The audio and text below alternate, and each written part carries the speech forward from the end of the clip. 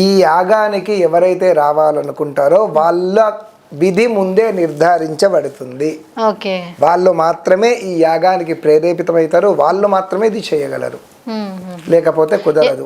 ఎక్కడ జరుగుతుంది గురుగారి యాగం? మనకు ఈ యొక్క యాగాన్ని మణికొండ ప్రాంతంలో లాంకో హిల్స్ దగ్గరలో ఉండేటటువంటి సాయిబాబా దేవాలయంలో చేస్తున్నాము.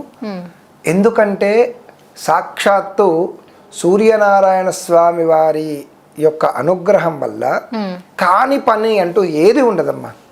ఇప్పుడు మనం పురాణాలలో చూసుకుంటే సత్రాజిత్తుకి శమంతకమని ఇచ్చింది సూర్యనారాయణుడే.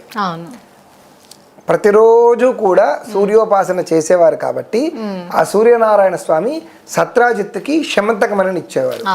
ఆ ఒక్క శమంతకమని ప్రతినిత్యము 1000 టన్నుల బంగారాన్ని పెట్టేది. అలానే అక్షయ పాత్ర పేరు విన్నారు కదమ్మా.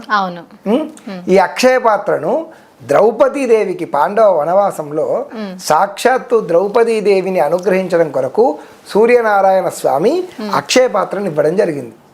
ఇప్పుడు దీన్ని బట్టి మీకు ఏమర్థమవుతుంది? సూర్యనారాయణుడు కేవలం ఆరోగ్యమే కాదు, ఆయన అనుగ్రహం ఉంటే ఐశ్వర్యాన్ని కూడా ఇస్తాడు. ఏది ఇచ్చినా అఖండంగా ఇస్తాడు. అక్షయ పాత్ర అయినా శమంతకమనైనా ఏదైనా